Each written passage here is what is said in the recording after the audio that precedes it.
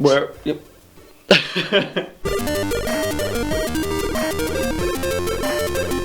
Hey, how's it going, everybody? Welcome back to the Mark and the Chris Show. Remember to like, subscribe, share, comment down below if you wanted to see us do something next. And what are we talking about today, Mark? This is Mark. It certainly is. You guys all know that. Today, we are talking about E3. Yeah, E. Yeah, E Cubed, the Electronics Entertainment Exhibition happening overseas at the moment. Yeah, it is. It's the time of year where everyone knows what they're going to play for the next couple of years. It is, and everyone Promises are made, promises are broken. Obviously, if people are watching this, they already know what E3 is. Otherwise they would have clicked on the clickbait. A particularly impressive year, though, I must say. Yeah, it was good. I must say, I've been an Xbox fan since year dot. Yeah, you didn't tell me that. I've been avoiding PlayStation stuff. Yeah. And this has been the E3 that has convinced me to make the jump. It's a pretty big deal. Because even though PlayStation had Call of Duty for 20 minutes out of the hour-long conference, it won you over with the fact that it wasn't all this sort of testosterone-fueled noob smashing fest. What do you mean by that? Oh, just like, art games. Yeah. And interesting new ideas. No, what impressed me about the PlayStation conference was the Dreams thing. I know that's kind of not what a lot of people are going to be getting a PlayStation 4 for. No. But I would totally get a PlayStation 4 to play Dreams. Being able to do an intuitive animation process where I can get an idea, just go and make it in one night and then put it up on the internet. It gives me something, because I don't play that many video games, but I'm inherently creative, and if I can get an idea that I can just go and exercise really, really quickly, then I'll totally jump on board with that. Yeah, well, and from previous experience, because it's a new Media Molecule game, that they have an ability to make games where you can have a creation suite, and they teach you how to use it in a fun way, like a game. And it's quick, and to have a community ready to experience that there and then. But I can see heaps of people outside of the Dreams community sharing being impressed by an animation that I can make on Dreams, and not even necessarily knowing that that's what I made it on, just an impressive animation that you have done. Microsoft giving everyone the choice of putting their Xbox 360 games onto their Xbox One. You're talking about the backwards compatibility Yes, I am. Issue. Well, what are your thoughts about that? I think it's a grasp at a straw, trying to make their platform more open than the previous, than PlayStation 4, to try and get some of the market share, I guess, because everyone's been buying PlayStation 4s. Yeah. Despite the fact that there's no games. Well, there's games. Yeah. But they must be winning. It is a kind of a clutch at a straw, and it's an attempt to, instead of playing the battle of like, oh look, we all have very similar games, there's only a handful of exclusives, here's something that Xbox can do that the PlayStation can't because of the custom architecture of the CPU in the PlayStation 3.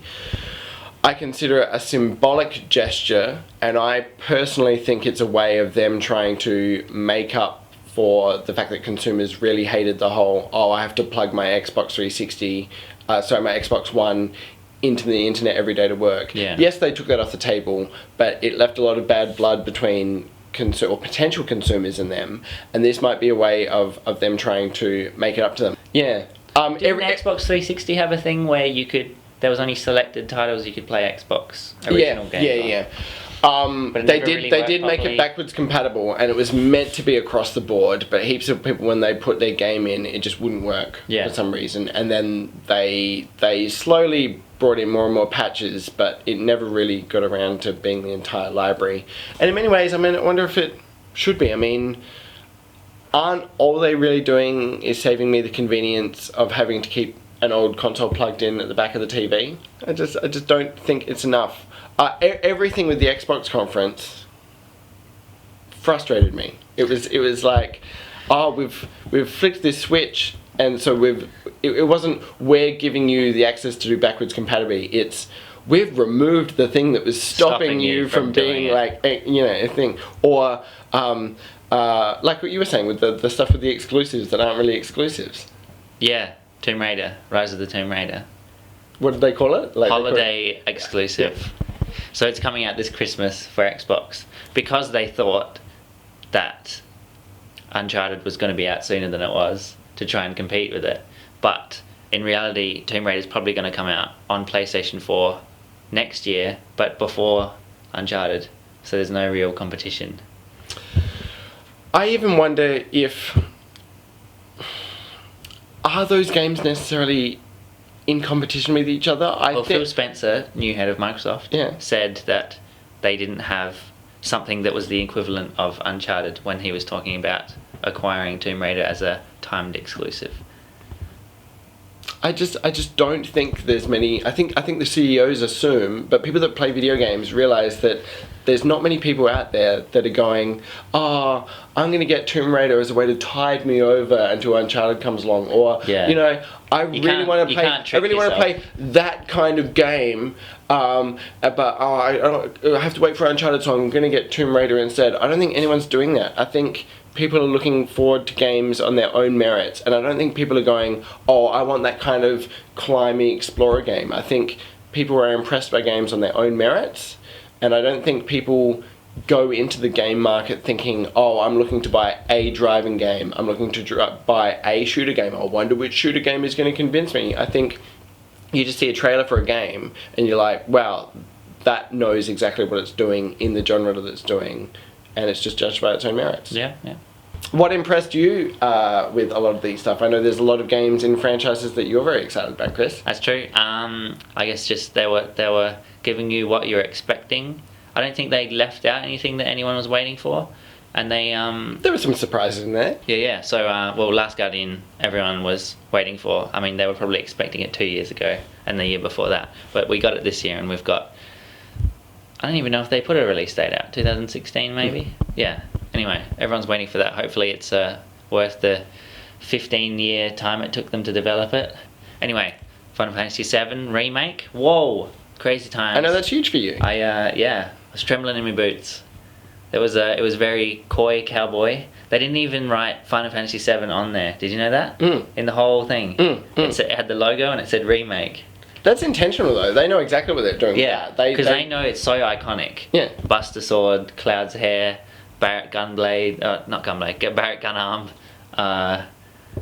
Is that really his name? His surname is Gunarm? No, I can't remember his last name. His last name was ridiculous. I might write it down here if I remember. Final Fantasy VII. There was some weird Final Fantasy. What did you think of that one? The Final Fantasy Explorers or something like that. Did you see that? It was before Final Fantasy VII trailer. Oh, I must have been skimming through it. It wasn't particularly interesting. I don't know why they had it in there. Well, it's funny you mentioned that actually. With the Nintendo conference, they talked about this game called Metroid something. Freedom Force or something. Yeah, people have called for it to be cancelled. Yeah. It just doesn't look like a Metroid game. Yeah. It's like a first person. And I mean, I can see that. People, when Zelda Wind Waker was going to come out, was like, oh, I don't like this kiddie version of my Zelda at all. Oh, yeah. And then it came out and it was fantastic. And again, because you judge a game by its own merits and from the inside out, it really works. But is Zelda known more for changing the way it looks between games? Yeah, Zelda always does. But Metroid was it always a side-scrolling Metroid on the Super Nintendo was a side-scrolling thing, and then on the GameCube and Wii, it was very much first-person shooter. Okay, first-person shooter. Oh, and it felt fantastic. Yeah. It was not really shooty. It was very quite scientific and explory, and you scan things and get information about them and stuff like that. And it's very kind of lonely and eerie and very alien. More PlayStation stuff? Yeah. So there was one called Horizon Zero something.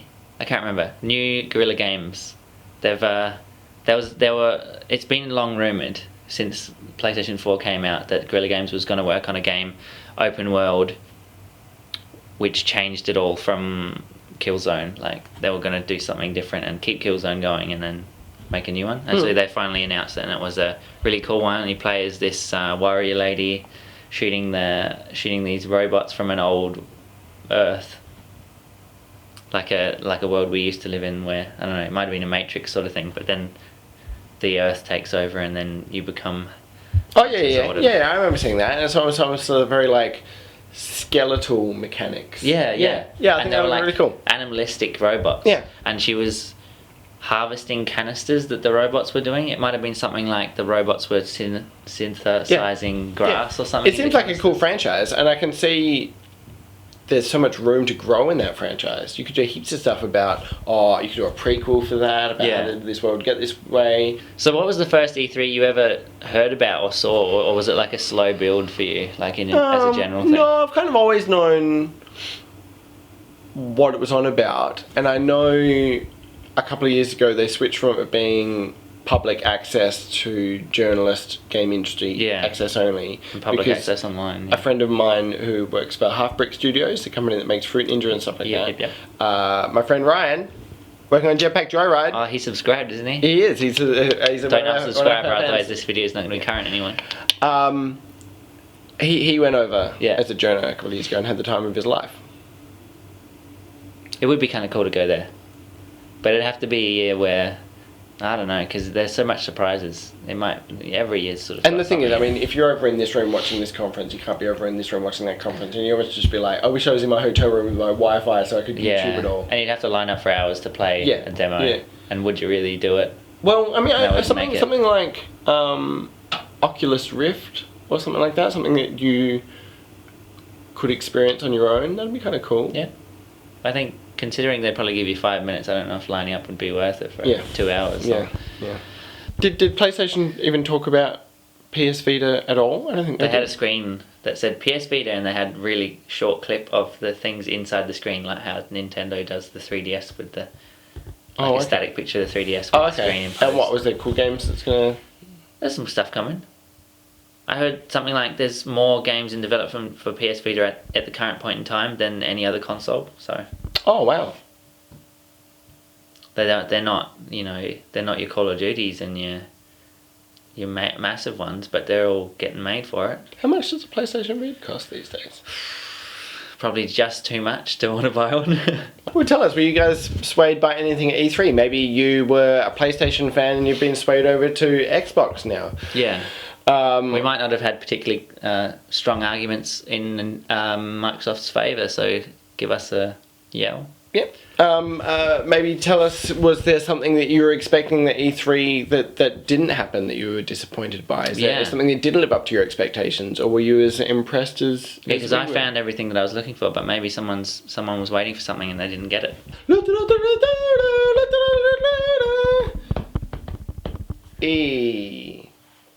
Three. Like, subscribe, comment if you enjoyed the show. Let us know in the comments below what you want us to talk about next time. We will do it. We will. Rep a Nintendo shirt. Come on, jumping nipples. It's a handsome jumper, Chris. I've told you that before. Yeah. Got it on sale. Yeah.